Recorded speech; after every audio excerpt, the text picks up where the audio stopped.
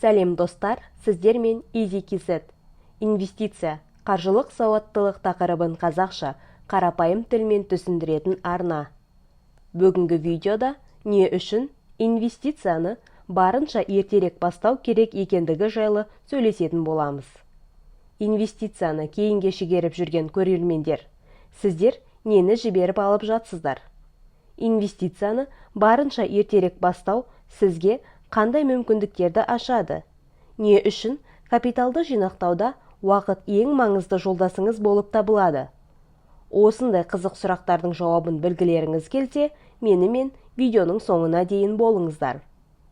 Егер сіздерге тақырып қызық болса, видеоға лайк басып, пікір қалдырып кетулеріңізді сұраймын. Арнаның тіркелмеген көрермені болсаңыз, алда шығатын пайдалы видеоларды жіберіп алмас үшін арнаға тіркеліп, қоңыраушаның үстінен баса кетіңіздер. Сіздердің қолдауларыңыз мен үшін өте маңызды. Рахмет.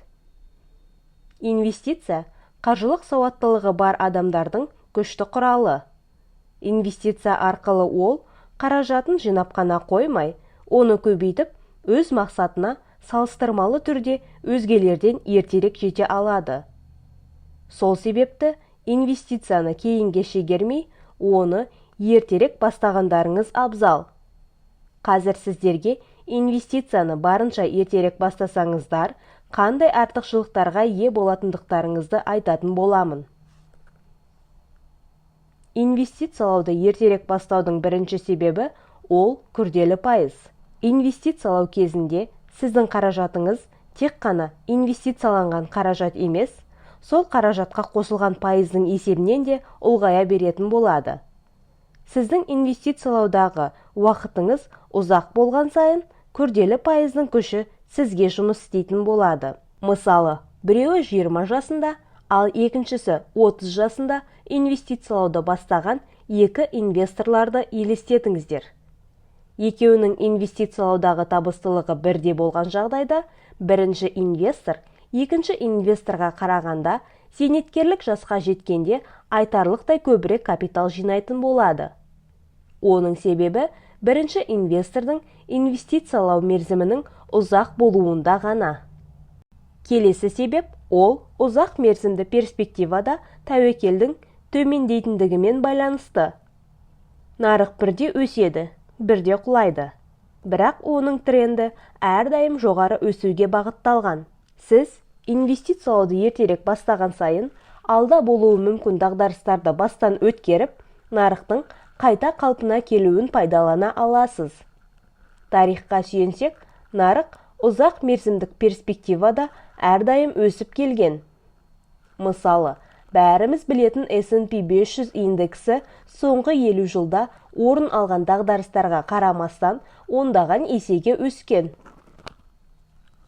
Инвестициялауды ертерек бастаудағы тағы бір артықшылық дұрыс қаржылық әдеттерді қалыптастырумен байланысты. Сіз жас кезіңізден бастап инвестицияға кіріссеңіз, сізде дұрыс қаржылық әдеттер қалыптасады.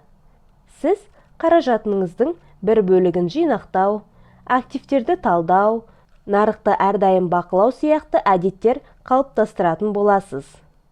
Бұл қабілеттер сізге тек инвестициялауда ғана емес, қаражатты басқаруда да үлкен көмегін тигізетін болады.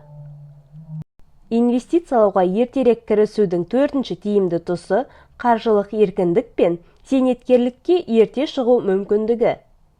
Сіз инвестицияны қаншалықты ертерек қолға алсаңыз, соншалықты ертерек зейнеткерлікке шығуға мүмкіндік беретін капиталды жинақтап ала аласыз. FIRE концепциясы инвестицияны ертерек бастауға және сізге пассивті табыс әкеліп тұратын активтерді жинақтауға негізделген.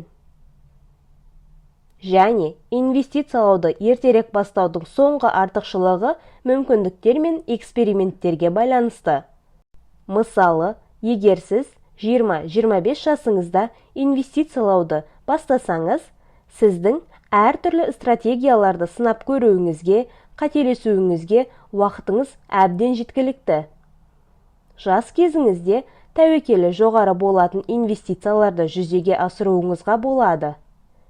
Себебі сіздің жіберген қателігіңізді түзетуге және стратегияны өзгертуге уақытыңыз жеткілікті. Инвестиция ол жылдам байып кету жайлы емес. Керісінше, ұзақ мерзім бойы капиталды жинақтаумен байланысты. Сіз ертерек бастаған сайын, болашақта жеңілірек болады. Уақыттың және күрделі пайыздың күшін пайдаланып, сенімді сақтыққа бағытталған қаражат жинақтап үлгеріңіз. Осымен инвестициялауды ертерек бастауға шақыратын видеомыз соңына келіп жетті. Видео ұнаса лайк басып, пікір қалдыруды ұмытпаңыздар.